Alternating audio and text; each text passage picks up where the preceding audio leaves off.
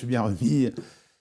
Ouais, difficilement quand même, parce que c'est quand même riche, très riche en tout, en émotions, en compliments aussi. Donc voilà, j'ai eu des compliments pendant à peu près 2 jours. Oui, en rencontres, en anecdotes, donc c'était riche en tout. Et ouais, ouais, il a fallu un peu une bonne journée pour redescendre un peu quand même, hein, Ouais. de Oui. tout ce qui m'arrive. Et sans compter que j'avais pas forcément pris la mesure de l'événement quand j'y étais. J'ai jamais pris, je me suis pas pris au sérieux en fait. Et voilà, donc ça a été, ouais, ça a été riche, ouais.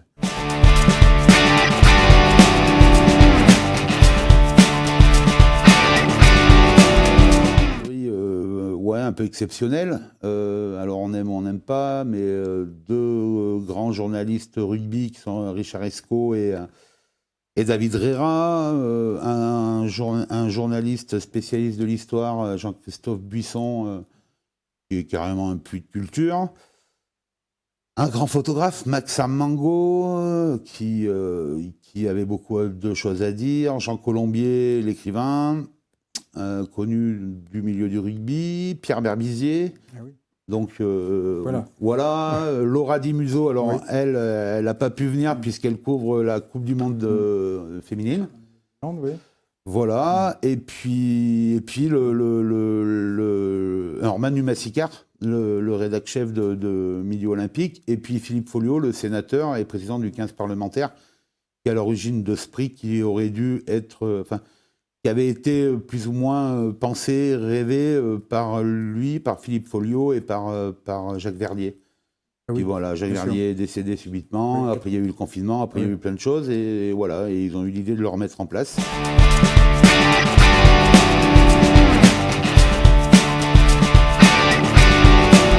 Et c'est vrai que pendant le confinement, alors on a eu un peu plus de temps, hein, plus de temps que comme tout le monde.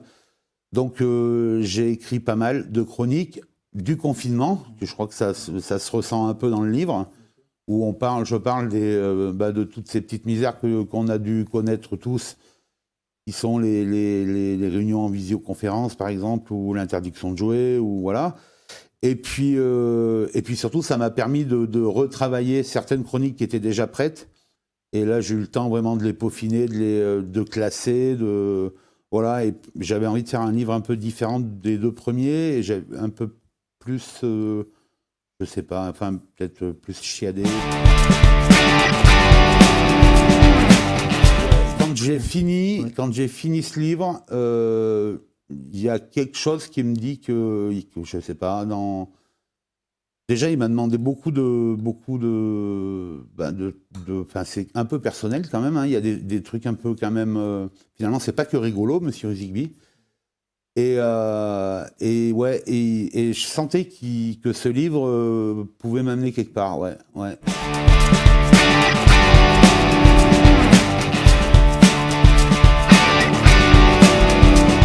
Déjà, je pose le décor d'entrée de jeu sur la première chronique, qui est en fait une chronique d'introduction, où j'explique que chez moi, donc chez Monsieur Zigby, il y a tout, quoi.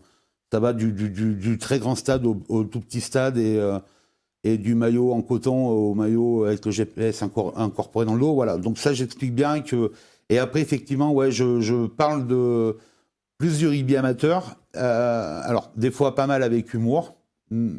Et où là, je vais développer. Et encore une fois, je vais mettre beaucoup l'accent sur les bénévoles, sur ceux qui, oui, qu'on voit pas, qui comptent pas, qui sont.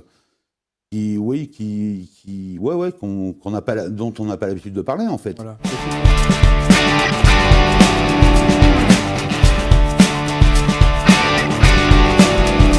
Ouais, j'ai pas envie de polémiquer. Ouais. J'ai pas envie voilà, non. Et même quand ça va pas, quand je tape sur un truc, parce que je tape aussi pas mal. Oui, oui. C'est fait intelligemment. Je me débrouille pour, en fait, pour mettre à peu près tout ce qui peut être polémique dedans, et qu'il n'y ait pas de réponse, à avoir. Ça, c'est, voilà. Et c'est vrai que oui, je peux aussi taper un peu sur ce qui ne va pas trop, notamment sur le rugby féminin, par exemple. Mais j'essaie de pas... Enfin, je tape pas gratos, quoi. C'est pas la peine de... moi, je suis pas dans le concept la guerre, c'est pas bien, quoi. Oui. Ouais, alors il y a de la place pour tout le monde au rugby, ça, c'est un fait avéré. Et puis je suis pas dans le... Enfin, moi, j'ai été joueur et je me suis jamais posé la question de savoir si... Enfin, tout ce qui est ces problèmes de racisme, de machin, de trucs... De différence, en fait. Ouais, de différence. Les seuls cons que j'ai rencontrés au rugby, c'était mes adversaires, quoi. Et mes seuls potes, c'était mes coéquipiers. Et ce qu'il y a de bien au rugby, c'est que si tu as la chance d'être en sélection une semaine après et que tu retrouves les cons de la semaine d'avant, bah, c'est tes potes. Mais voilà, c'est la seule différence Et moi, voilà, il n'y a pas... voilà, ouais, c'est... J'essaye d'expliquer ça, quoi, qu'on s'en fout de savoir avec qui tu joues, quoi. Ouais, Tu joues avec un coéquipier. Voilà. Et tu joues contre un adversaire. Alors, tu parles aussi que...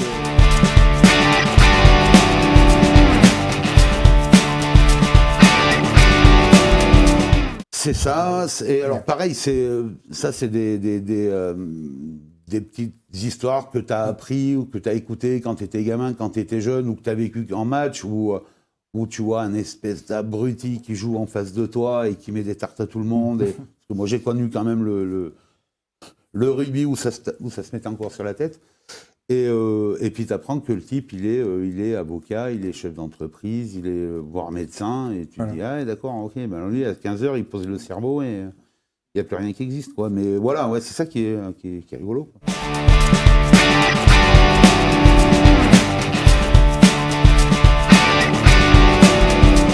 Parce que Max Armango, là, qui faisait partie du jury, qui est un photographe d'art, un photographe reconnu dans le monde entier.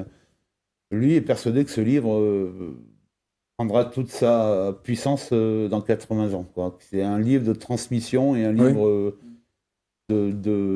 d'état du rugby actuel pour plus tard. Bon, dans 80 ans, je serai mort, moi, c'est dommage. Mais ouais. Et il est persuadé que c'est le livre qui fera date plus tard.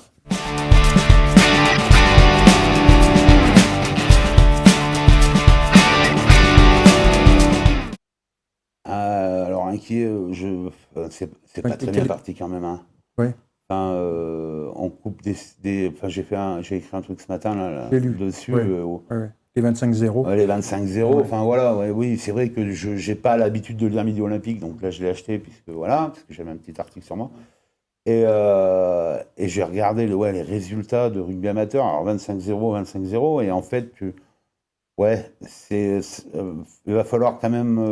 alors je sais que le site, la Rugby Fédéral, ils militent, eux, pour qu'il y ait des réserves de Fédéral 3 qui jouent en série régionale. Parce que c'est pareil pour les réserves de Fédéral 3, il y a des équipes de Fédéral 3 qui ont du mal à avoir des réserves.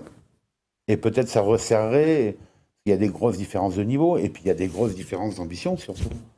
Et puis, voilà, et puis l'équipe qui prend 60 pions, elle va le prendre deux fois, puis après, elle se déplacera plus. Elle n'y va pas parce que ça coûte cher, puisque en plus, on est grande région. Alors, ils essayent bien de faire des poules régionales, mais il y a quand même pas mal de clubs d'Auvergne qui vont en Rhône-Alpes encore. Hein. Ouais. Et si c'est pour aller y prendre... Et l'inverse aussi, si j'ai bien compris. Parce oui, tout à fait. Donc, je suis inquiet pour le rugby amateur. Ça va être le gros chantier, je pense. Ça va être le gros chantier de l'après-Coupe du Monde. Hein. Oui.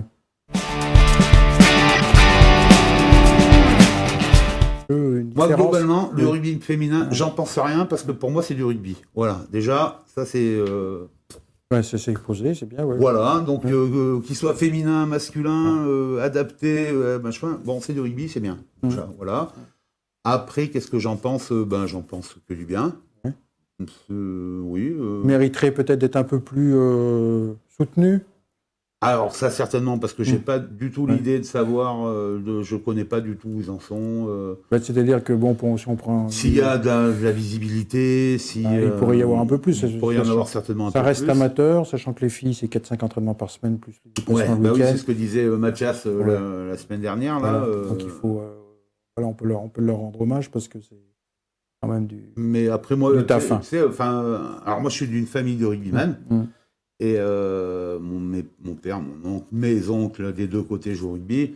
Et moi, je me rappelle à aller à Montaigu-Blanc pour aller voir les finales de championnat de France de rugby féminin. Donc, c'était dans les années... 94-95. Ouais, même bien avant. Bien avant, même. Ah oui, bien avant. Plutôt 80... Ah ouais, d'accord. oui, j'étais môme. Hein. Donc, ah oui. ouais. Donc, tu vois, pour moi, le rugby féminin, c'est du rugby, quoi. Ouais, bon, alors, j'ai pas regardé le match samedi, mais... parce que trop tôt et puis moi trop tard. Ouais. Hein, voilà, ça n'a pas matché, on va dire. On regardera peut-être samedi contre la Nouvelle-Zélande. Oui, je regarde samedi. Et puis voilà, hein, c'est. Après, il faudrait. Ça serait bien que ça soit peut-être plus entraîné par des filles. Alors ça commence, là, il y a Gaël Mignot, il y a Annick, et il y a encore pas mal de mecs dans le truc. Sur le rugby féminin. Oui, je trouve qu'il y a des très très bonnes joueuses. Oui, j'ai assisté à un beau match dimanche. Il y a peut-être encore des différences de niveau. C'est peut-être le niveau. Ouais, je vais te parler plutôt élite ou voire même équipe de France. Il n'y a quand même pas le même niveau. Oui. Mais des scores des fois un peu larges. Ouais, mais il y a des sacrées joueuses quand même. Oui, tout à fait. Technique.